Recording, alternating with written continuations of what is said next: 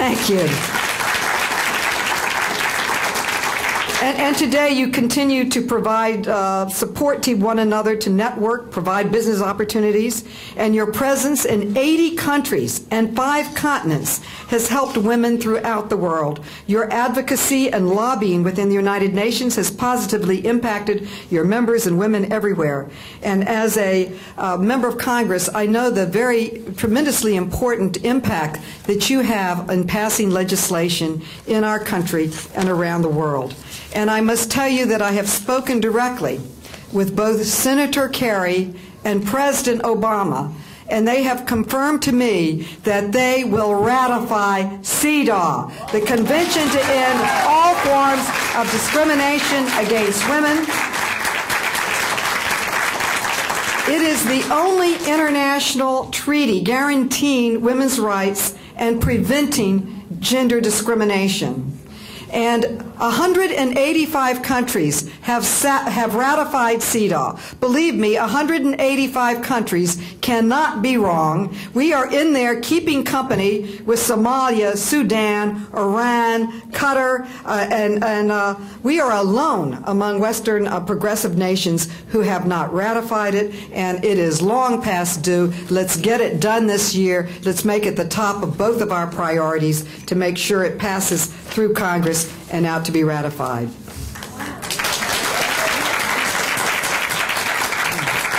I just must tell you that it's a thrilling time to be in Congress. Over the past 8 years, I saw a concentrated effort to roll back gains that BPW and others have made for women. In fact, I even wrote a book about it called Rumors of Our Progress Have Been Greatly Exaggerated, Why Women's Lives Are Not Getting Any Easier. And in it, it points out how our rights are being eroded, but more importantly, it points out what we can do about it and gives stories about organizations such as your own, of where you can go, where you can join, what you can do to help other women and to help our country move forward. It's on Yahoo, and all the proceeds go to helping other women's organizations. So I just had to put that in. But I must tell you that when I first went to Congress in 1992, under President Clinton, we passed 2 important pieces of legislation. The Family and Medical Leave Act, so that you did not have to lose your job because of the birth of a child. And as a mother who thought I was going to lose my job every time I had a child, it was a very, very important piece of legislation. And the Violence Against Women Act.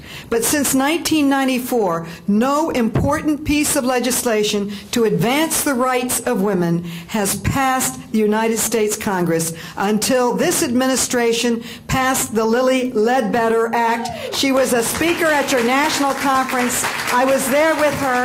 You were part of that effort to pass that important piece of legislation that allows us to try to change the terrible wage gap and to go into court to sue when we're discriminated against. It's tremendously important. I must tell you that I'm coming out with a series of bills on work-family balance. For a country that talks about balancing work and families and family values, we do very little to support it. Part of it is the flex rule. This allows you to go to your employer, not be fired for pointing out that you would like to work with them to have flex time. It's passed in England. It works very well. And as businesswomen, it doesn't even cost any money, but it helps women balance and men balance their lives with their work. An extension and expansion of the Family and Medical Leave Act to include family conferences with teachers and doctors' visits so that family values truly can be values. And very importantly, deduction of child care, the cost of child care. Women have children. Most women have to work. It's not a choice. It's an economic necessity. So when you discriminate against women at 77 cents to the dollar, where we still are, you're discriminating against her children and you're discriminating against her family. So we still need to advance and work for that, and we must pass the Equal Rights Amendment. I reintroduce it.